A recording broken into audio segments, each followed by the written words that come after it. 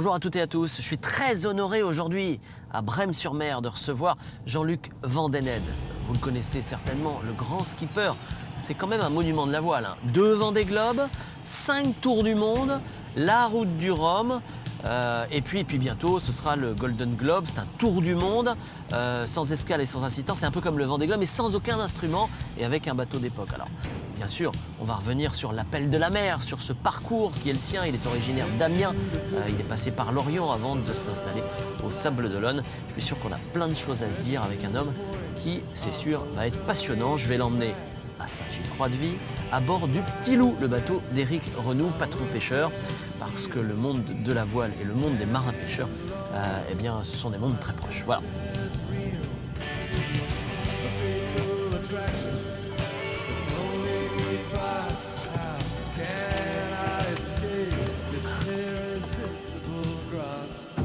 Bonjour Jean-Luc. Bonjour. Je suis content comme un gamin de vous avoir. Bah, c'est gentil. Alors je sais pas comment il faut le prendre parce que vous êtes un peu un vétéran de la voile. Prenez-le bien s'il vous plaît. Oui, mais je regarde de temps en temps ma carte d'identité et c'est ce que vous dites aussi. Ah ben pour moi c'est très vieux. Alors j'avais plein de questions, j'ai bien sûr plein de questions intelligentes à vous poser, mais du coup j'en ai plus qu'une absolument idiote qui me vient en tête, c'est Jean-Luc Vandenesse, c'est ni breton ni vendéen, Vandenesse. Non. Ça vient d'où? Non, c'est flamand. Ouais. C'est flamand. Moi, j'avais un grand-père qui était belge, qui est venu en France. C'était le 11e d'une famille flamande. Et donc, il s'est établi en France. Et quand il s'est marié avec ma grand-mère, le produit de ça, mon père, a eu le choix entre la nationalité belge et la nationalité française. Il a choisi la France, puisque sa mère était française. Et voilà, et c'est comme ça que je suis français. Allez, avant de monter dans la voiture, vous qui êtes originaire d'Amiens, comment vous avez découvert la mer? Alors j'ai découvert la mer parce que j'allais très souvent en vacances à Berck, Berck-Plage, d'où mon grand-père était originaire. Et un des premiers jouets dont je me souviens, c'est un petit bateau que je faisais marcher dans les bâches. Alors les bâches, vous savez ce que c'est? Les bâches, les bâches? Non, les bâches, c'est des espèces d'endroits. Il y a des dunes de sable comme ça. Ouais. Et c'est des retenues d'eau entre deux dunes. D'accord. Et alors c'est génial pour les gamins parce que ça permet de construire un port, de... Oui, bien sûr. D'accord. Voilà. Il fait un petit peu plus froid à Berck qu'en Vendée. Ouais, mais je suis pas frileux. Bon. En voiture, on part ensemble là où vous ne savez pas où vous allez. Exactement.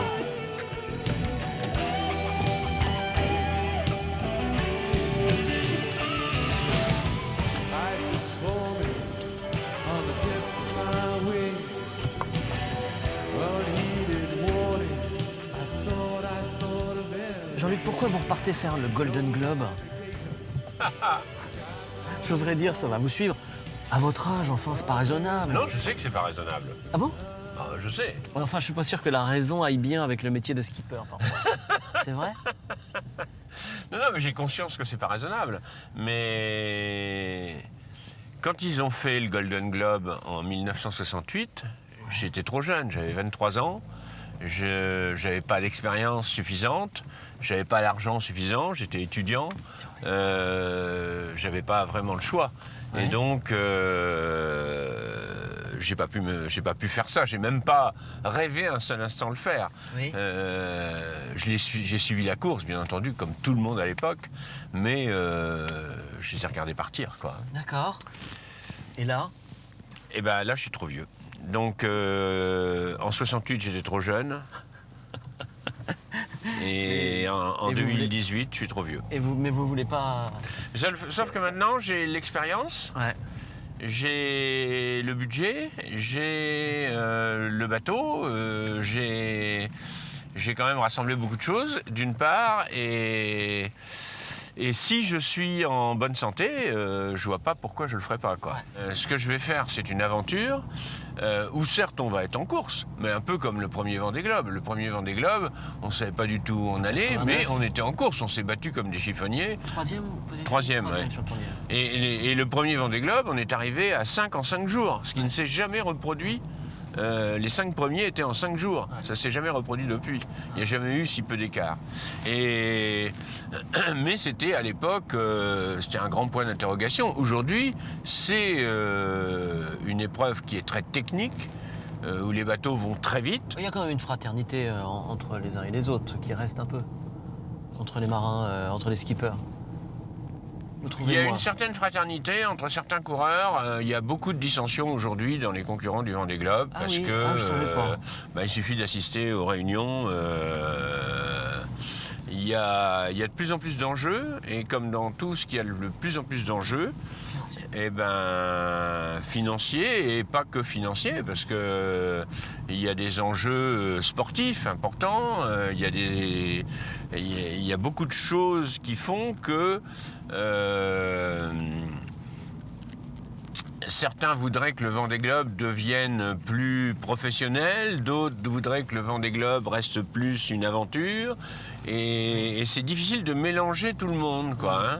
Alors pour sortir du Vendée Globe et pour rester du côté des gens de mer, je me suis posé une question en préparant cette émission. Je me dis mais quel est le modèle, le skipper modèle pour un homme comme vous, Jean-Luc Vandenesse? Est-ce que c'est Tabarly qui a été le modèle pour vous? Quelle est votre référence dans la voile? Alors moi, j'ai pas eu vraiment de référence dans la voile. J'ai aimé beaucoup de monde. Oui. De Tabarly à Moitessier, en passant par Auboiroux et tous ceux qui nous ont précédés, Vito Dumas. Tabarly, vous l'avez connu? Alors je l'ai croisé, on peut pas dire que je l'ai connu. Je l'ai croisé, j'ai jamais navigué avec lui. Mais c'est une légende, c'est une évidence, quoi. Hein. Vous n'avez pas de modèle en fait? Moi, je n'ai pas vraiment une idole, un modèle. Ouais. Moi, dans la vie, j'ai toujours fait ce qui me plaisait. J'ai choisi d'être prof et je suis devenu prof. J'ai choisi de partir en lycée d'enseignement professionnel et j'ai fait ça pendant très longtemps. J'ai choisi de quitter pour devenir professionnel dans la voile et j'ai eu la chance de trouver les partenaires qui ont bien voulu me suivre. Aujourd'hui, tout fonctionne tout seul? Ben oui. Et puis je fais des choses que j'adore, quoi. Hein. Ouais. Et quand je doute de quelque chose, je réfléchis, est-ce que ça me plaît, quoi. La vie, elle est relativement courte, hein, comparativement à la planète.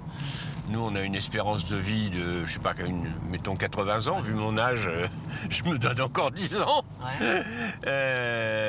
Mais c'est vachement court, 80 ans, pour faire tout ce qu'on a envie de faire. Donc, le problème, c'est d'éliminer tout ce qu'on n'a pas envie de faire. Et de garder que ce qu'on a envie de faire. Et comme ça, on vit heureux. Moi, je suis très heureux de ma vie. Oui, vous dites ça rétrospectivement parce que tout a bien marché pour vous. Mais tout a bien marché parce que j'ai fait en sorte que tout marche bien. Enfin, je mets pas beaucoup sur le compte du hasard le fait que ça ait bien marché. Hein. D'accord. Quand on est bon dans un domaine, ça marche. Hein. Et aujourd'hui, quand vous reprenez la mer aujourd'hui, vous souhaitez vous partez pour quelle aventure? Vous avez envie de vous prouver des choses? Vous avez juste envie de vivre simplement une nouvelle aventure? J'ai envie de revivre ce que j'ai admiré, parce qu'on parlait tout à l'heure d'admirer, eh ben oui, Robin Knox Johnson, ouais, j'ai une certaine admiration pour lui, parce que ce qu'il a fait à son âge, il est pas beaucoup plus vieux que moi, il a 3 ans de plus que moi, Robin, donc il avait 26 ans à l'époque. Faire ce qu'il a fait à cette époque-là, être le premier à réussir à faire le tour du monde sur le bateau qu'il avait, parce qu'il faut voir le bateau qu'il avait, c'est ça qui m'excite. On va écouter votre musique, je vais vous dire où on va. Alors la musique c'est Pink Floyd, un tout petit mot sur Pink Floyd? Ah ben c'est un des groupes que j'ai toujours adoré, moi c'est ma... C'est votre génération. C'est ma génération, c'est la liberté. C'était les avant-gardistes de mon époque. D'accord, donc on va écouter ça, et puis je vous dis où on va à Saint-Gilles-Croix-de-Vie, on va voir le Petit Loup. On va à bord du Petit Loup, c'est le bateau de pêche d'Éric Renaud. Très bien. Sur le port, moi je trouvais ça sympa, je voulais pas compliquer les choses, et je me suis dit... Si Vandenesse, je l'emmène sur un bateau de pêche, il va être content. Ah ben bien sûr. Ça c'est évident, du moment que c'est un bateau et de pêche, moi j'ai... Voilà.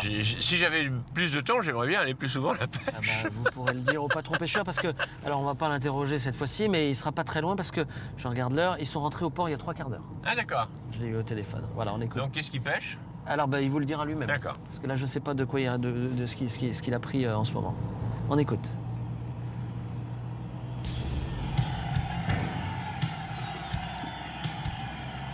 Learning to fly.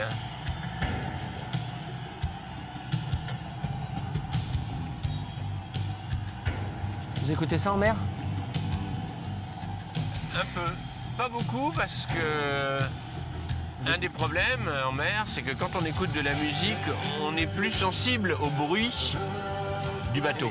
Et les bruits du bateau, c'est ça qui nous alerte quand il y a un problème.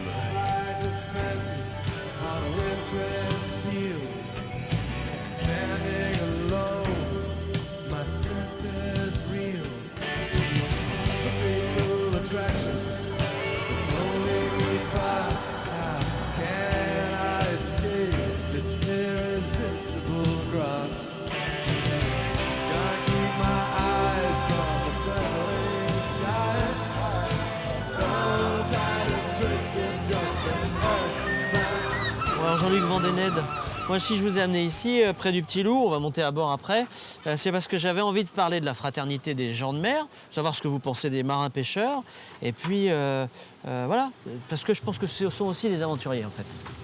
Ah oui, c'est un métier très très dur, c'est un métier où il faut se lever tôt, partir longtemps, naviguer dans un peu toutes les conditions. C'est des gens qui font des métiers qui sont très très durs et qui... Alors moi qui ai eu un sponsor qui était un patron de pêche à la base, hein, Michel Adrien. Ah bah oui, Michel Adrien, le groupe Adrien. Bah, exactement. Extraordinaire. C'est un métier que j'apprécie beaucoup et que j'ai pas mal fréquenté. Il y a un truc qui est très émouvant, c'est que les premiers Vendée Globe, ça se fait plus maintenant pour notamment des questions de sécurité. Bah oui. Il y avait tous les pêcheurs partaient. Absolument. Moi, mer, je me rappelle, le bateau qui m'a remorqué au départ, c'était le Sans Atout. Ouais. Et moi, j'avais absolument pas les moyens, parce que j'avais pas de sponsor, j'avais pas les moyens d'avoir des bateaux accompagnateurs.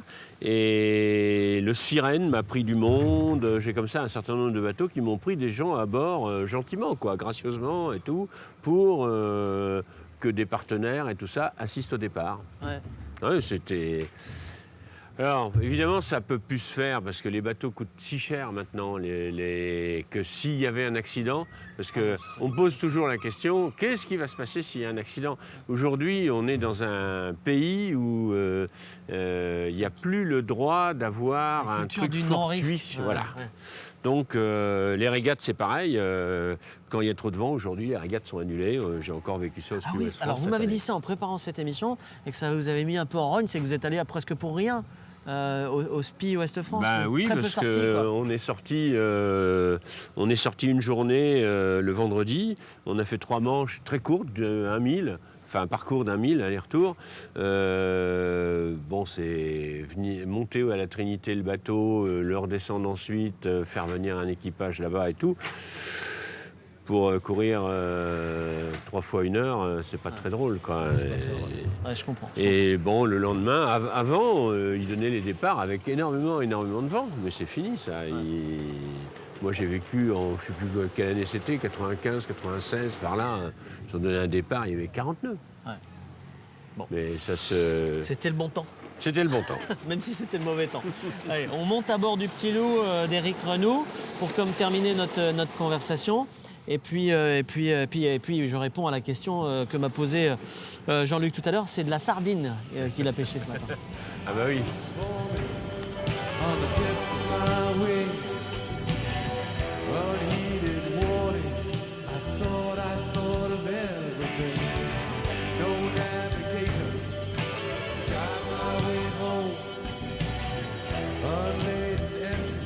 Voilà. Donc c'est de la sardine, c'est la première sardine de Saint-Gilles-Croix-de-Vie. Vous n'avez pas le choix, hein. Il faut absolument que vous goûtiez ça. C'est en ce moment la saison de la sardine. Merci à Éric Renou, je le redis, hein, le Petit Loup. Et puis souvent au cul du bateau, ils vendent aussi des sardines. Jean-Luc, pour cette dernière partie, alors c'est vrai qu'on aurait pu parler nourriture, on aurait pu parler pêche en mer. Quand vous partez en bateau d'ailleurs, vous emmenez quoi à manger? Des conserves. On n'a pas le choix parce que... Alors,